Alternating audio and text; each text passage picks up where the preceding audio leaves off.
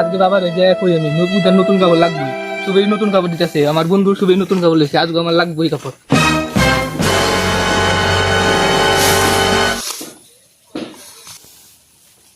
বাবা আমার এবার দুর্গাপূজার কাপড় লাগবে।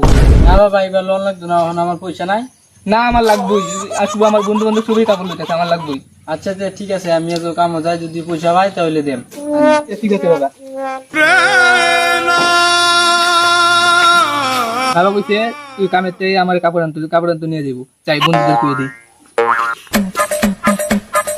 বন্ধু বাবা কইছে কি আমার কাপড় আনতে নিয়ে যাবো।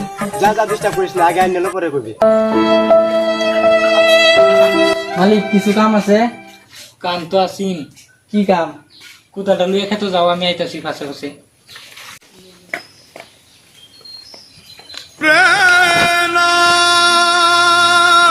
যাই মালিকের কাছ থেকে পয়সাটা নিয়ে লই। মালিক কাম শেষ, টাকাটা দাও। ঠিক আছে, হ্যাঁ নাও তোমার টাকা। যাই ছেলের কাপড় আনতে লাগবে। বাবা চল, তোর জন্য পুজোর কাপড় আনতে যাই। কাপড় আনতে যাবি? চলো চলো। A few moments later.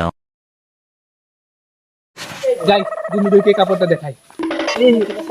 ভুলাইতেছে না, দেখ ওই বুলা শোন শোন, দেখি দেখি কি কাপড় আনছস। দেখ বিশ্বাস করছিলি না তো যে আমি কাপড় আনতাম না। দেখ